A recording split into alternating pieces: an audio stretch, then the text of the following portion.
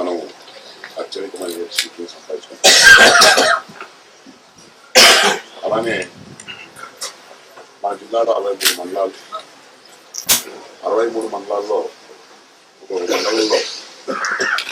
25,000 నుంచి 50,000 దాకా జనాభా. ఈ జనాభాలో కాంగ్రెస్ పార్టీ కార్యకర్తలు, తెలుగుదేశం పార్టీ కార్యకర్తలు. గతంలో జరిగినటువంటి స్థానిక సంస్థల ఎన్నికల్లో తెలుగుదేశం పార్టీ ప్రభుత్వం,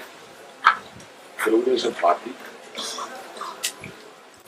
మండల స్థాయిలో ఉన్నటువంటి నాయకులు అప్పుడు పైకి మీ నాయకత్వం కింద మండలాలు, మండలంలో ఉన్నటువంటి ప్రజలు, మండలంలో ఉన్నటువంటి కార్యకర్తలు ఉండాలని, మీ నాయకత్వం స్థానికంగా పార్టీకి అవసరమని ఆ రోజు మీకందరికీ కూడా జెడ్పీటీసీ యూనిఫార్మ్ ఇచ్చే ముందు స్థానిక నాయకులను ఆ ఎన్నికలో కమిటీ వేసి ఆ కమిటీ ద్వారా ఒక అభిప్రాయం తెప్పించుకొని మీ యొక్క ప్రవర్తనని, కార్యకర్తల పట్ల మీ పట్ల ఉన్నటువంటి భావాన్ని, మిమ్మల్ని ప్రాదేశిక సభ్యులుగా పోటీ చేయించాలి మన పార్టీ తరఫున అనుకున్నప్పుడు మీ యొక్క ప్రజలతో మీకున్నటువంటి సన్నిహిత సంబంధాలను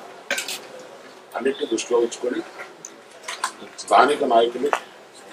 మరి గ్రామ నాయకులు, మండల నాయకులు, స్థానిక శాసనసభ్యులు, పార్లమెంట్ సభ్యుల యొక్క ఆమోదంతో మీ యొక్క పేరుని పరిశీలించి రాష్ట్ర ప్రభుత్వం ఆ రోజు మీకు జెడ్పీటీసీగా పోటీ చేసే తెలుగుదేశం పార్టీ మీకు కనిపించింది. అంటే ఒకనాడు మీకు జెడ్పీటీసీ మెంబర్గా యూనిఫార్మ్ ఇష్యూ చేసేటప్పుడు మిమ్మల్ని ఎన్ని రకాల పరిశీలించింది, మీ మీద ఉన్నటువంటి నమ్మకాన్ని, ఎంత నమ్మకాన్ని ఉంచిందో, ఈ యొక్క నాయకత్వం కింద మన గ్రామాలు, మన ప్రాంతాలు అభివృద్ధి చెందుతాయని నమ్మకంతో ఆశతో ఆ రోజు పార్టీ మీకు ప్రాదేశిక సభ్యులుగా పోటీ చేయడానికి అనుమతించింది.